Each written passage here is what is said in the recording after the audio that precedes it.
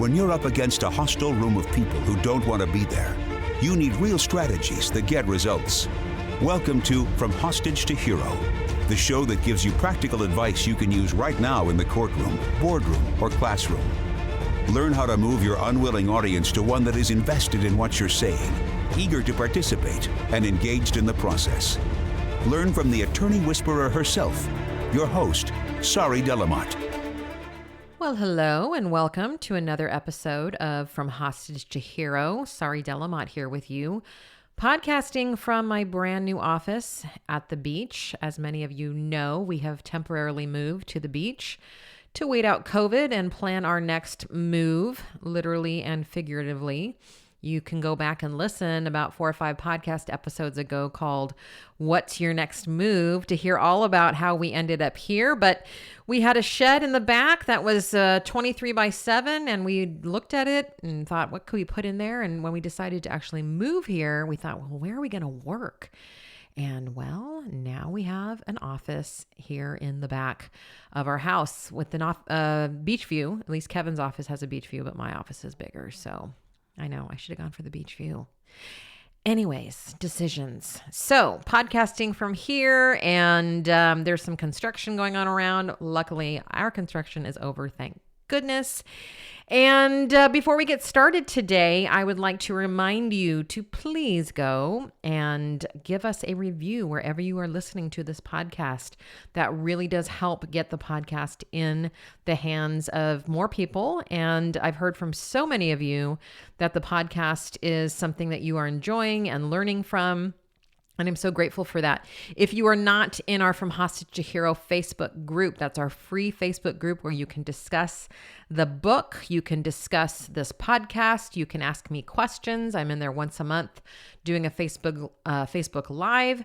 Make sure you go to Facebook and ask to join. You have to be a plaintiff attorney or a criminal defense attorney, but we're having lots of fun in there. And of course, if you're not a member of H2H, which is our paid subscription service, where you get to practice with me and other coaches, voir dire, you get nonverbal feedback, case workshop, all sorts of fun things. That is going to reopen. We just closed. It will reopen in January of 2021. So if you want to be sure not to miss that opening, go to FromHostageToHero.com and sign up for the waitlist. Alrighty, now that our housekeeping is out of the way, we're going to talk today about the one source of wisdom that you are unaware of and most likely ignoring. Now, to first kind of put this into context, I want to tell you something that I don't think many of you realize or recognize. And so this may come as a shock, but here's the truth. Your brain is wrong about a lot of things. In fact, your brain lies all the fucking time. It does. And I know that this is a shock because for trial attorneys, most of you consider your brain to be your most prized asset. And don't get me wrong, I do love your brains. I love my brain, but it is limited in terms of wisdom. And today we're going to talk about why. Today we're going to talk about the fact that you have so much more wisdom available to you than you know, and it is all located in, guess where? The body. The body. The body carries so much wisdom. If you talk to Kevin or I or any other coaches that are trained as we are, you will find out, or if you've coached with us, that we often go to the body, especially when you are in a position of confusion or overwhelm. And that's because confusion and overwhelm are tools of the saboteur. You've heard me say that before. And if you're unfamiliar with the term saboteur, you're new to us, go back. I think it's around episode 40, if it's not episode 40. Boy, we're almost 100 episodes. Isn't that amazing? And I talk about in there about the saboteur. The saboteur is basically, and I say the saboteur singularly, but there's actually more than one saboteur most people have. But it is this thing. And it could be a person, it could be an animal, it could be an energy, whatever you can easily access or think about it. but it's a thing that has been created over time of all the messages you've received since you were a little kid about what is right and what is wrong and how to keep yourself safe, which served us as children, yes, but as adults, as we continue to listen to the saboteur, the problem is that the saboteur's one job is to make sure that you do not change, because change could mean danger. And so it's constantly telling you all these things, and it often does it in a very negative way by humiliating you or shaming you. Whatever tools it can use, it will use to try to get you to stop moving forward in your life. And if you go back and you talk to some of the clients that have worked with me or with Kevin, which I guess you couldn't really do because that's confidential. But if you were able to talk to them and hear what they say to us, most of them have said that the number one learning that they're going to take from their coaching experience is identifying and understanding the saboteur and the role that it played in their lives. And being able to free themselves from that saboteur has been so huge, and understanding that the saboteur voice is not their voice. It is a separate voice entirely. So a huge tool of the saboteur, going back to what we're talking about today, is confusion and overwhelm. And so the saboteur wants to keep you in your head, and the saboteur is often the thing that has your brain lie to you. I mean, for example, let's take weight loss, which I use quite a bit here. And for any of you who are like, Sari's doing so great, she's losing her weight. Well, yeah, I gained about 10 pounds over this COVID crisis, and I'm starting to get back on track. And all that to say that if you feel that you are struggling right now, we've hit the 6-month mark. And there's a lot of articles out there. In fact, I think I'm going to share one on the From Hostage to Hero Facebook here when I'm done podcasting, on how the 6-month mark is huge, because we still have no idea what the hell is going on. And a lot of us, myself included, are hitting some pretty depressive moments, not knowing what the world is going to look like, thinking we'd be out of this by now. So just know that that's normal. But going back to this idea of weight loss and the brain lying, for example, the body knows when you've had enough. So in the weight loss program that I'm in, which is brilliant, and the only reason it doesn't work and the reason I gained back some weight, not all my weight, thank goodness, is because I just stopped listening to the body, right? The body knows when it's had too much. And so this is what's so great. This woman is a millionaire, and all she tells us is listen to your body. Eat when you're hungry and never any other time, and stop when you've had enough. Now, here's the problem. The reason that oftentimes fails for people is because they don't listen to the body, and instead they listen to the brain, because the brain lies. It lies and it tries to justify. So it says things like, well, you're not going to eat pizza again for a while, so you might as well fill up. Or, well, we don't want this to go to waste, so we might as well clean the plate. Or, well, it just tastes so good, so this one time won't matter. Notice, and this is just a simple example, how the body is telling the truth and the brain lies. Think about this in situations that you've been in. One that's a big one is, should I settle the case or should I go to trial? Now, you all know how much I love going to trial and helping you go to trial, and I think trial is amazing, and I often think that it is the best decision, if only to hold people accountable.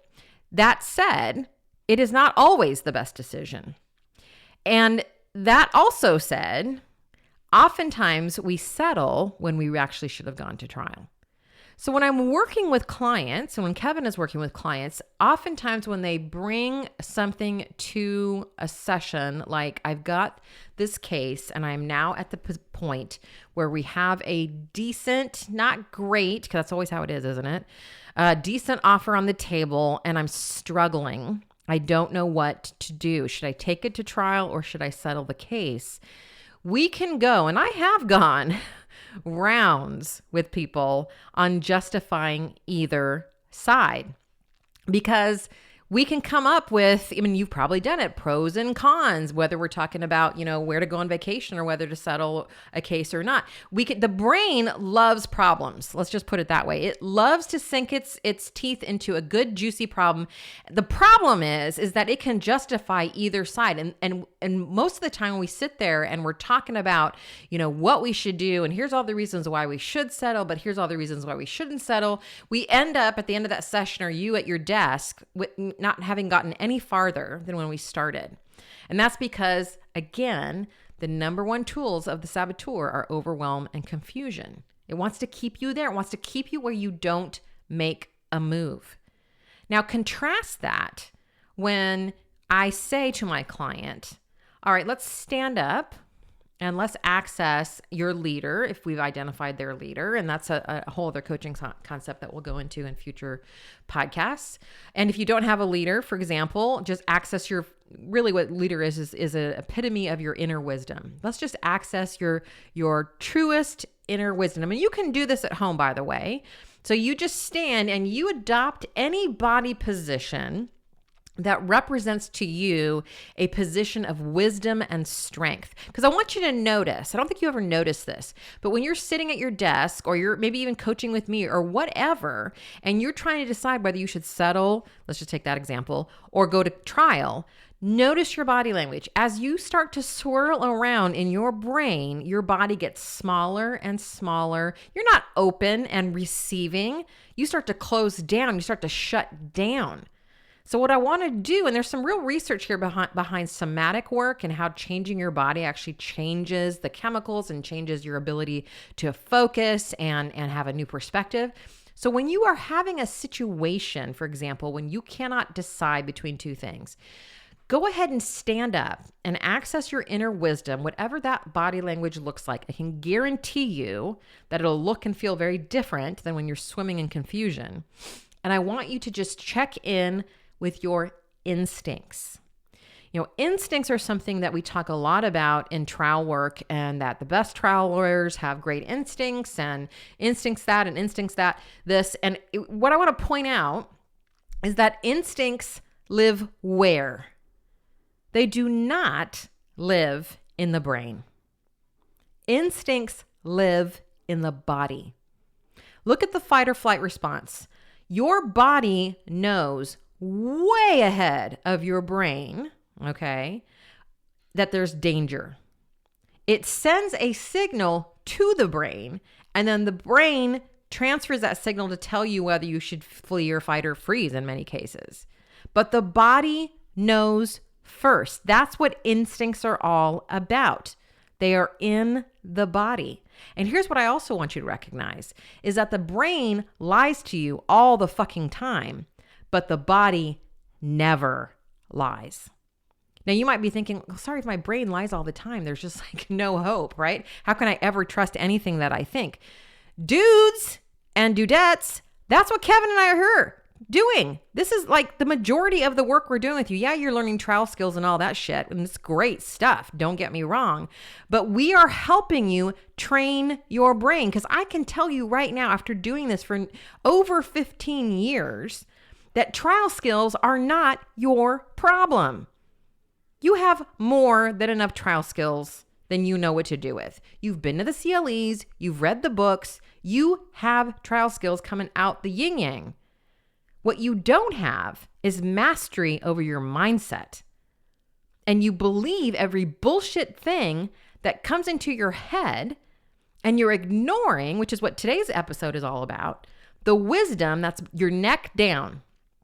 Because that's where most of the good stuff lies. Most of you consider your body just a way to carry your head around.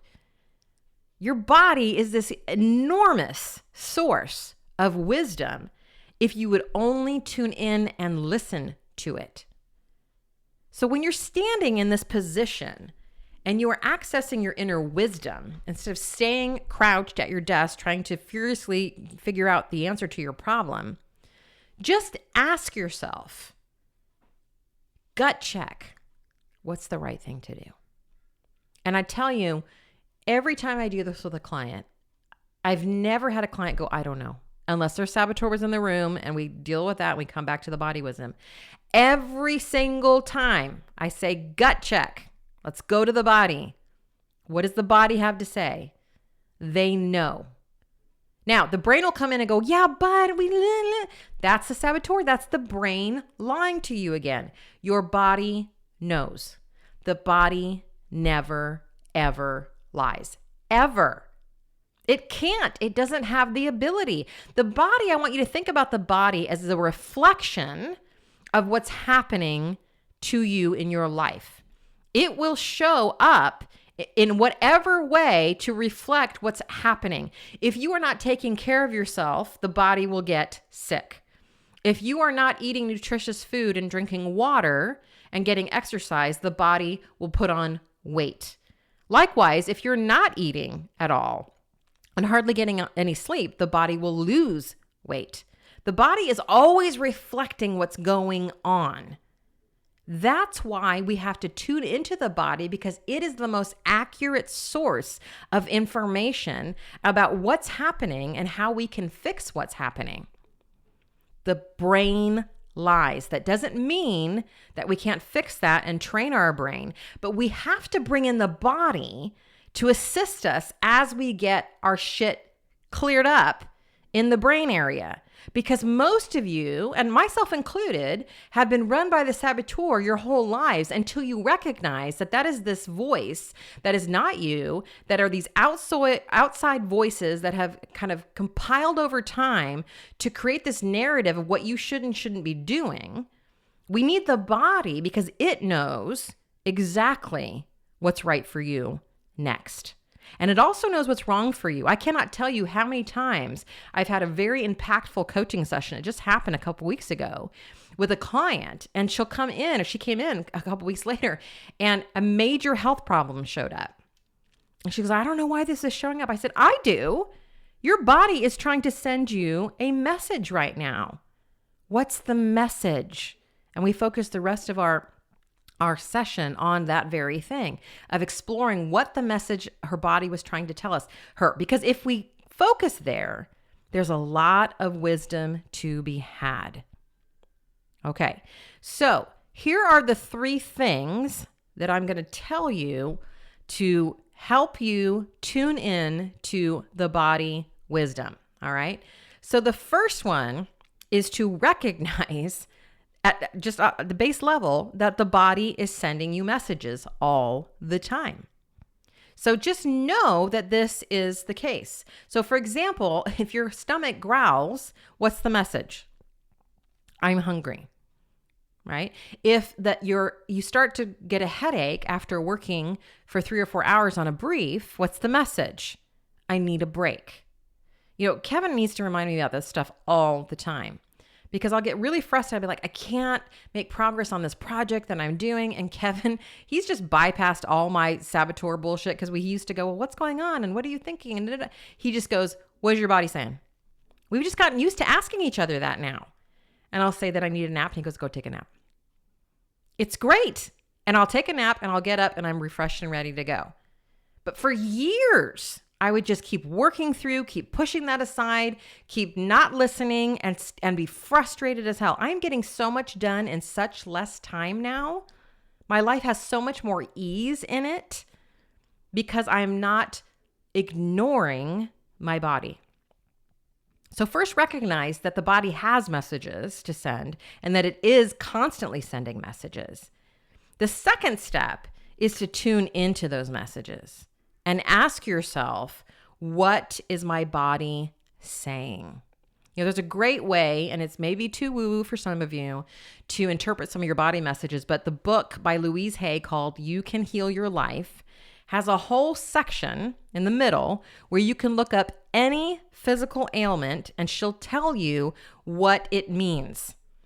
And I'll tell you right now, I've used that book with clients over and over again, fully saying to them that I don't have any idea how this woman knows these things and there's no science to back it up, but it has been right 100% of the time.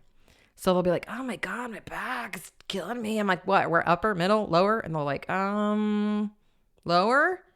And I'll say, great, let me look it up. And so I look it up and I'll say, well, this is what she says that means. And they're like, oh my God, that's exactly what's happening with me right now.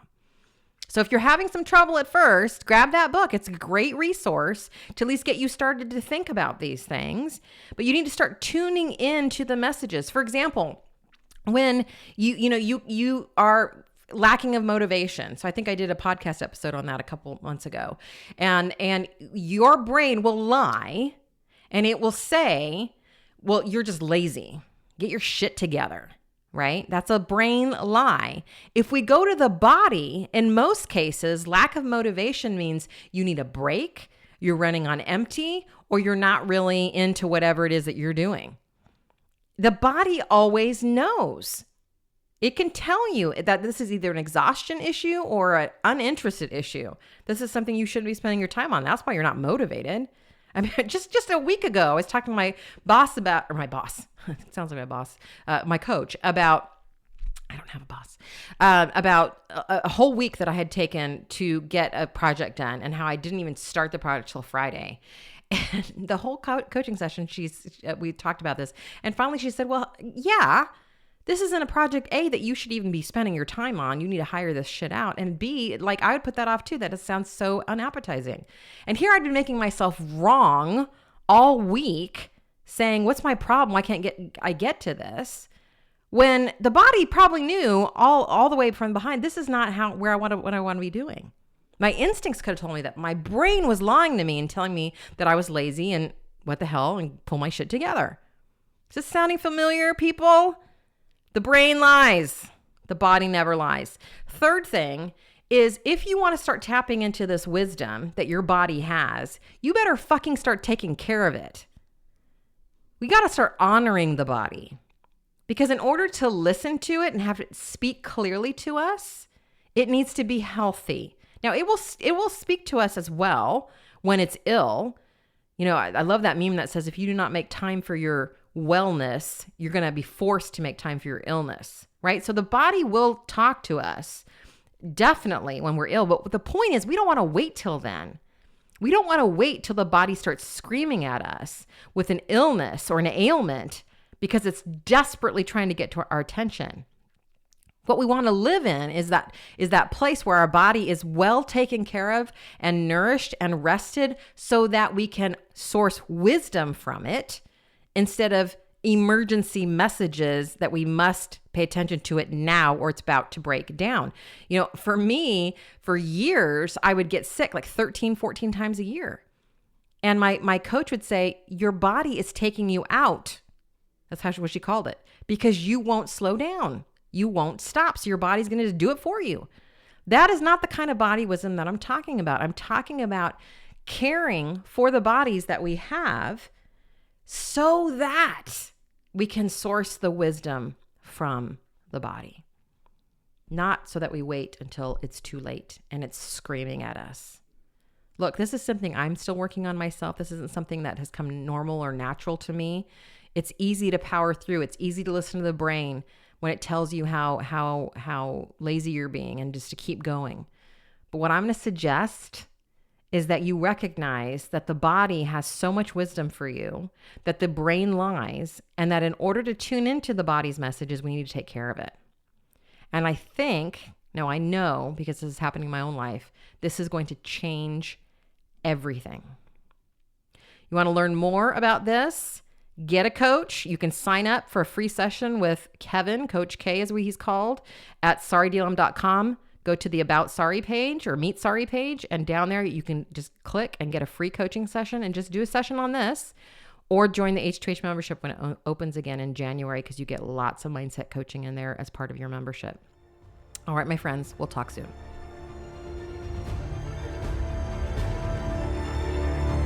That's it for this episode of From Hostage to Hero. But head to our website, saridlm.com, for other must-have resources from Sari Delamotte. Read the transcript of this podcast, watch trial tip videos, or download your free copy of Sari's article, Why Jurors Hate the Hobby Question. We're glad you joined us today, and until next time, remember that to lead a hostage to freedom, you must first free yourself.